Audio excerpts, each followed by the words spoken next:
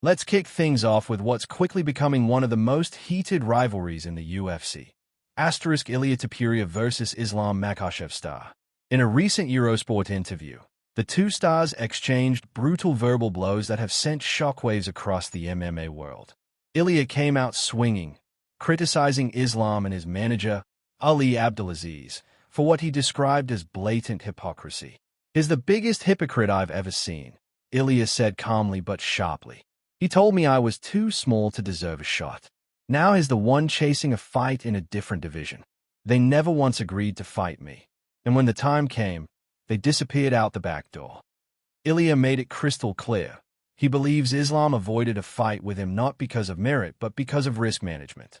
"They were protecting their brand," he stated. "They spun the story to make it look like I wasn't ready.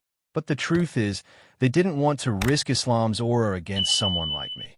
Of course, Islam didn't stay silent. The lightweight champ clapped back on social media with a cold response. "Difference between me and you is I clean top list in my division. Move to next. You ran from two contenders in featherweight. You're nobody at lightweight. Just a big mouth from Spain with a nice haircut." That comment cut deep.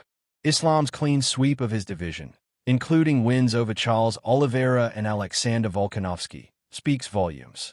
He framed Ilia as all talk, no proof. Ilia wasn't done, though. His retort was sharp. "The difference between you and me is I'm a man. You're a coward. I speak and fight. You talk and hide." This war of words has exploded across the MMA landscape. Fans are begging for the UFC to book this matchup. It's no longer just about rankings or belts. It's become a matter of pride and legacy. In the middleweight division, things are getting spicy too. Dricus du Plessis couldn't resist poking the bear ahead of his fight with Khamzat Chimaev at UFC 319. When the UFC announced that Nassourdine Imavov would be the backup fighter for the bout, Dricus wasted no time trolling Chimaev. "Guess I'm fighting Nassourdine Imavov," he posted on social media, a not-so-subtle jab implying that Khamzat might not make it to fight night. The internet lit up. Some fans applauded the taunt, while others weren't impressed. One responded, "Khamzat could say the same about you." Dricus shot back. "He could, but it wouldn't hit the same. I'm the champ." That was a slick reminder from Dricus. He's the one holding UFC gold. Chimaev, for all his hype and dominance, still hasn't worn a title around his waist. Dricus is using that leverage to push buttons, and it's working. Chimaev has yet to respond, but knowing his fiery nature, it's just a matter of time. The mental warfare has begun, and Dricus is showing he's not just a dog in the cage, he's sharp outside of it too. The addition of Imavov as a backup adds another layer of intrigue, but Dricus is making it clear. He's ready for whoever shows up, and is betting Chimaev might not. In another surprising twist, Khamzat Chimaev was asked about the feud between Islam and Ilia, and his answer caught a lot of fans off guard. Instead of stoking the flames, Chimaev offered a more reflective take. "Ilia was already a top guy at Brave FC, just like me. He's a hard worker. He's achieved everything he could in the sport," Chimaev said.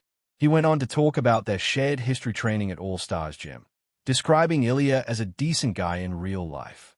Even when discussing Ilia's trash talk, Chimaev struck a mature tone. "It wouldn't be interesting if everyone stayed quiet. But I've eaten and trained with him. It's part of the game," he said. This response shows a more thoughtful side of Chimaev, one that recognizes the line between entertainment and reality. It's a rare glimpse into the mutual respect that often hides behind the drama.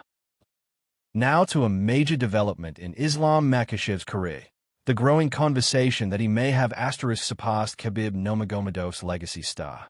This bold claim was made by none other than Aljamain Sterling, who took to his YouTube channel to share his thoughts. Islam is already one of the greatest lightweights of all time, Sterling said.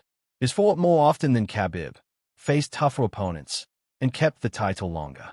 He's passed him, in my opinion.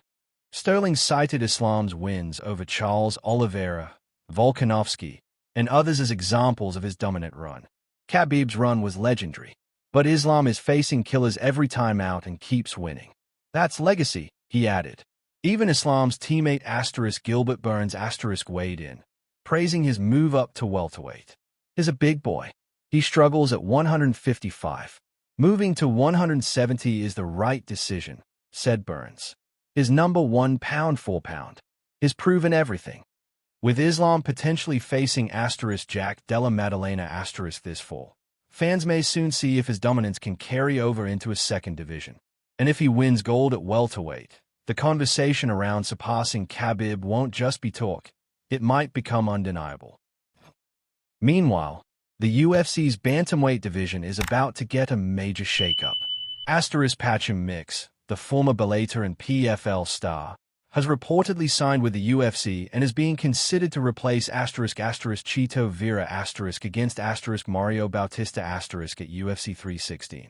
Helwani confirmed that Mix and PFL parted ways, and now the door is wide open for his UFC debut. Mix has long been considered one of the top talents outside the UFC, and this short notice fight could instantly launch him into the top 10. With all the new names, drama, and rivalries, it's safe to say that the UFC landscape has never been more explosive star. From Ilia and Islam trading nuclear verbal strikes, to Dricus playing mind games with Khamzat, to legends like Sterling claiming a new king has risen in Islam, there's no shortage of drama. As Khamzat said about Ilia, he achieved everything you can in this sport. And maybe that applies to more than one rising star. Because right now, legacy is being written, and every tweet, every taunt, every stare down matters. Stay tuned. The best is yet to come.